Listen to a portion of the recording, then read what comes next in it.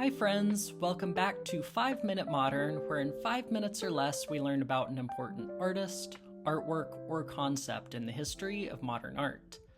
My name is Cindy, and today we're discussing an important modern art movement you might not be familiar with: Futurism. After several centuries of Western art movements developing slowly and sporadically, the early years of the 20th century saw a sudden deluge of new styles.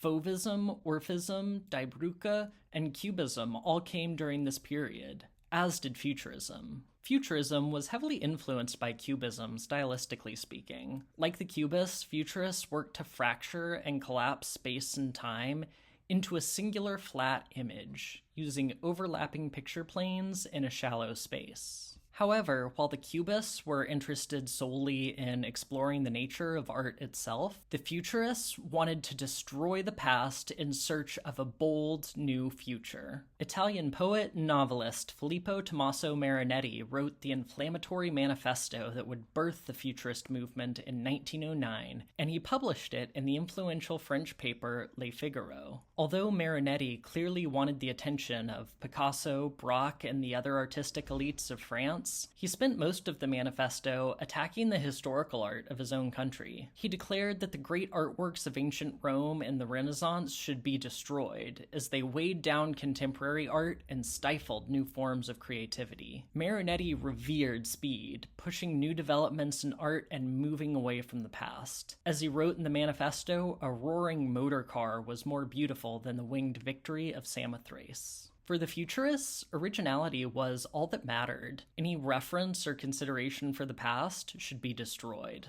It strikes me as a little ironic that the Futurists would be so obsessed with originality while also drawing so heavily on the artistic tenets of Cubism. But that hypocrisy would actually end up being one of the less objectionable aspects of the movement. Later in his manifesto, Marinetti called for the glorification of war, nationalism, and militarism, calling destruction an act of liberation, and war itself the sole cleanser of the world. So you're probably wondering, who would want to be in an art movement with this jerk? And though Marinetti was widely criticized, he did attract a small group of followers. Marinetti was a writer, not a painter, so he would rely on the works of Umberto Boccioni, Carlo Cara, Gino Severini, and Giacomo Balla to put his ideas into artistic practice. The key visual element of a Futurist painting was the depiction of dynamism, rapid movement. For all the inspiration that they drew from Cubism, the Futurists felt that the Cubists were too static.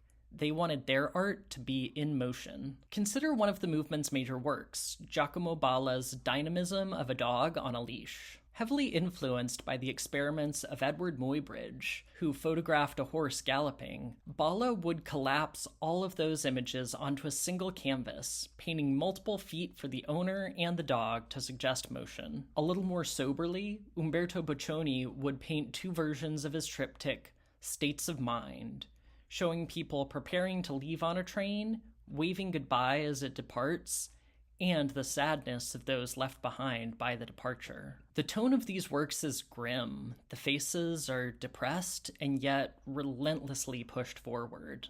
Boccioni's goal with this piece was to explore the psychological impact on human beings when they interact with machines, and it seems as though his human subjects are pressed into despair by their inability to stop the forward rush of the train. Boccioni's paintings would be central to a 1912 show that would spread Futurism throughout Europe, where the stylistic innovations would influence a number of artists. As World War I broke out and the horrors of glorifying nationalism and machinery over humanity became painfully clear, Futurism began to lose some of its influence abroad.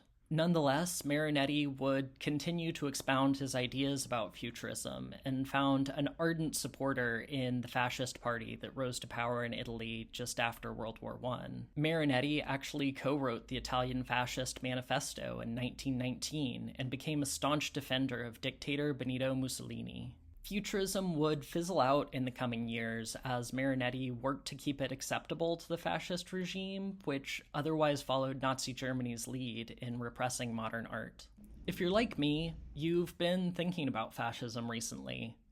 But if there is a lesson to be learned from the Futurists, I think it lies in their distaste and inconsideration for human beings. Considering Boccioni's states of mind, I actually think it's quite moving in the way it captures the grief of people caught up in a mechanized world. But unlike Boccioni, Marinetti would show no consideration for people as he pressed his ideas about destruction, militarism, and modernization, ultimately linking Futurism to the fascist government that would lead to its dissolution. Thanks so much for watching this one. I think it's really important to take a look back at some of the artistic movements of the past, given what's going on in the world today.